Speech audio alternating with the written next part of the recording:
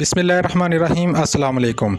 Dear friends, after completing my MS, I started applying for fully funded international scholarships for my PhD. Then I came to know that if I want to succeed, I have to prove my English language proficiency. And IELTS or TOEFL, these are two main tests, globally recognized tests a student should take and upload his result if he want to get fully funded scholarship.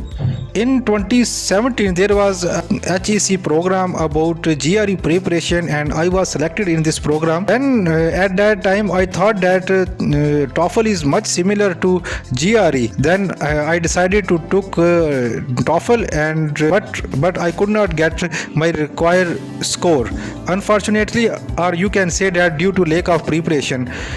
Then after about 6 to 8 months I appeared in IELTS and I got my required bands, alhamdulillah.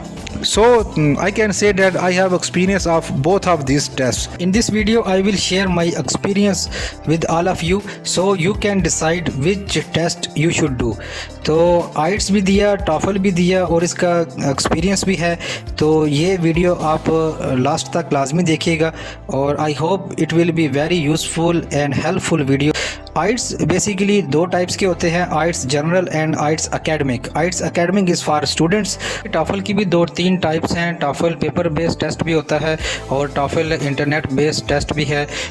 Due to corona TOEFL home based test भी introduce हुआ है, but mostly TOEFL IBT and IELTS academic, ये दो test तकरीबन तमाम universities accept कर लेती हैं, इन दो में से कोई एक test.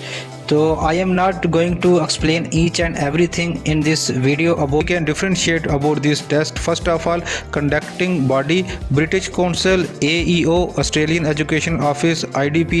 These are three conducting bodies, authorities that can take IELTS academic. Similarly, ETS, Educational Testing Service, ये TOEFL IBT को कंडक्ट करती है पूरी दुनिया में। तो आप ये वर्ड गूगल पर लिख सकते हो और इनकी ऑफिशियल वेबसाइट पर जा सकते हो जहाँ से आपको इनकी सारी डिटेल मिल जाएंगी। अगर हम टाइम ड्यूरेशन की बात करें तो IELTS academic takes about 2 hours and 45 minutes while TOEFL takes about 4 hours in a single sitting. It means you have to complete your TOEFL in a same day and there is only a 10-minute break between listening and speaking section. While in the case of IELTS academic, speaking portion can be taken up to a week before or after the rest of the test. It mean जो listening, reading and writing part of IELTS academic के हैं ये एक ही दिन में होंगे, जबकि speaking part किसी और दिन में होगा। इसका बेनिफिट ये होगा कि स्पीकिंग के लिए आपको तैयारी करने का ज़्यादा मौका मिल जाएगा और वो जो थकावट है वो नहीं होगी। अगर एक ही दिन में सारे के सारे टेस्ट देने पड़े तो वो थोड़ा मुश्किल हो जाता है। If we talk about the content तो वो सेम है, reading, writing, listening and speaking, these are the module from which your English capabilities have to check. Main difference ये है कि स्पीकिंग का जो सेक्शन है वो IELTS एकेडमिक में आपने रियल ह्यूमन के सामने बोलना है, जैसे कि आप किसी इंटरव्यू में पेश होते हो, like an oral interview. But in case of TOEFL आपने माइक में बोलना है, आपने एक कंप्यूटर के सामने बोलना है। उसके बाद अगर फ़ी की बात करें तो it depends on your location and also dollar rate. Now let's talk about 4 major factors you have to consider before deciding either you should take IELTS or TOEFL. According to my own experience, the first factor is recommended essay length.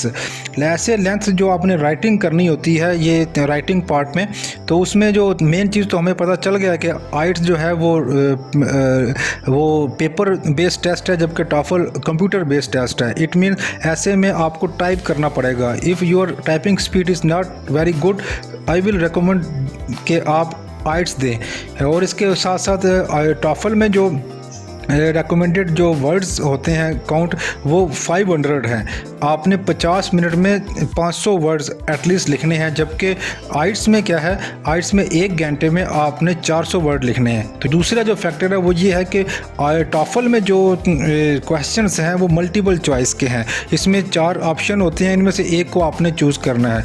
If you are confident and if you are comfortable in multiple choice type questions then you can take TOEFL. But in the case of IELTS वहाँ पर short answer हैं, आप अपनी तरफ से भी कुछ लिख सकते हो। तीसरा जो मेन फैक्टर है वो ये है कि रीडिंग पार्ट में जो टेक्स्ट यूज़ होता है, आइट्स के अंदर जो टेक्स्ट यूज़ होता है वो डिफरेंट टाइप्स का है। उसमें एकेडमिक भी है और डिफरेंट पैसेजेस जो न्यूज़पेपर वगैरह से लिए होते हैं, जबकि टॉफल में जो रीडिंग पार्ट का जो टेक्स्ट इस्तेमाल होता है वो प्योरली एकेडमिक है। तो एकेडमिक टेक्स्ट के अंदर समटाइम ऐसे वर्ड्स या टेक्निकल वर्ड्स आ जाते हैं जिनकी मीनिंग्स आपको नहीं पता होते या उस वक्त ज़हन में नहीं आ रहे होते। In the last, the main and biggest difference in IELTS and TOEFL is computer-based speaking or oral interview. Like on the TOEFL, the speaking section, like all other sections of the test, is done over the computer.